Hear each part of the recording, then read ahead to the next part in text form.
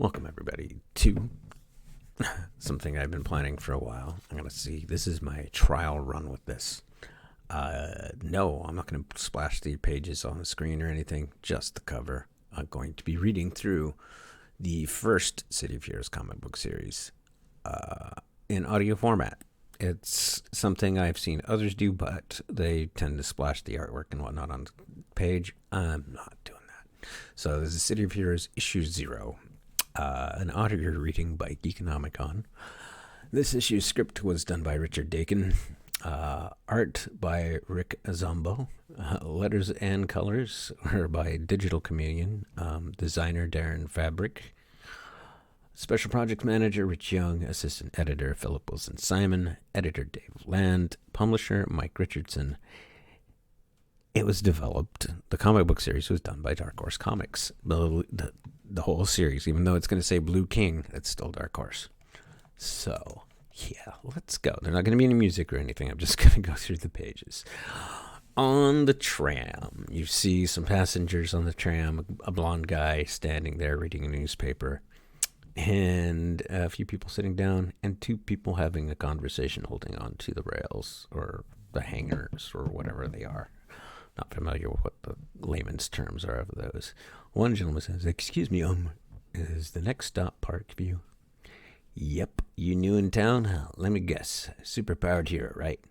How is it that obvious? The shoes are a dead giveaway. They let you fly or something?" Yeah, I invented them myself." "You registered yet?" "You wouldn't want you to get fined for heroing without a license." "Oh yeah, got my ID card and clearance card. That was the first thing I did when I got into town. Now I'm going to look at apartments." "Why do you guys do it anyway? I mean, thanks and all. We appreciate it, but why?" "I guess after the Rookie invasion, well, I helped fight them in my hometown. It's safe there now, and it's not safe here. I just want to, do my part." Behind him, another guy is taking off the guy that was reading the newspaper, taking off his clothes, and it's another superhero right behind him. "Hey, don't get me wrong. This place could go straight to heck without guys like you. Seems like there's some new gang or madman popping up every week. This is where the action is. The aliens, the supervillains, the terror groups, all of them are here. Greatest city on Earth, my friend. It's changed a lot since the war. Walls and gates everywhere, but still the best place to live in the world. So, what do you call yourself?" "Thunderclap." It'll do. Well, pal, here's your stop. Good luck. Birthplace of tomorrow, isn't that what they say? I'm ready for it." Seems the guy that was behind them, he talks into his communicator real quick and then zips off in a streak of green lightning. And he flies directly over Atlas Park City Hall. "Who's that?" says Thunderclap. Don't know, don't recognize him," says the older gentleman. "Where's he going?" "Oh, who knows? Listen, I gotta go." "What's the big steel door?" "Geez, you read a guidebook? That's a hazard zone, huh? Place is still dangerous after the war, not safe for decent folk." Looks like he's going in there. It's a good way to get derezzed. Or noticed, right? I guess. Thanks for the advice. All right. So Thunderclap approaches the steel door to the hazard zone. Let's see. Insert card stripe down. Alpha clearance required. Do I have alpha? Hi. Oh, hold the door. How bad can it be, right? He jumps through the door after two heroes hobble through, assisting each other back through the door.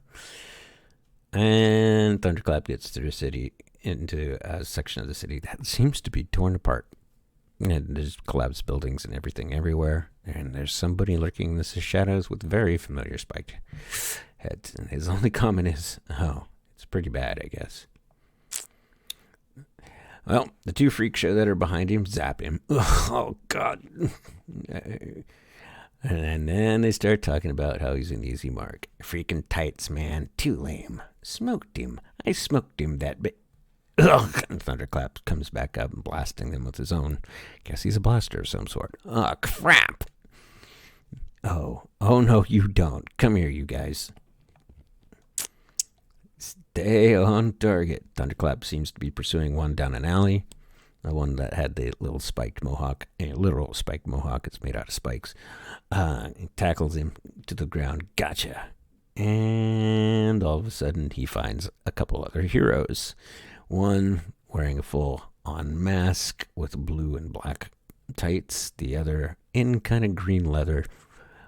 She's got a flaming sword and has green striped black hair. And Thunderclap's only thing about it is, wow, they seem to be dealing with the same thing he is, freak show. Care to lend a hand there, fella? Warwitch says. That's Warwitch, by the way. Sure, Thunderclap says. Thanks. Just make sure you hit the bad guys, Apex says. Hi, I'm Thunder. Names later, Warwitch says. Fight. Yeah, right. Sorry, of course. Hit that one, will you? And Apex is pointing back down another alleyway where another freak show's running away. He's as good as gotten, says Thunderclap. Nice job. Thunder, was it? Thunderclap. Yeah, okay. Anyway, good work. Warwitch and Apex seem to be kind of taken with the new guy. So, were these guys, they're freak show, a cyberpunk gang that's been on the rise since the war. Not too bright, but a real pain in the butt. And who are you guys? I'm Warwitch. That's Apex. Actually, we just started working together. It's going good, so we might make it official and register. You signed on with anyone? You mean like joined a team? Nah, I just got into town, actually, says Thunderclap. Well, you did good. Maybe if you hang around a while, we'll let you...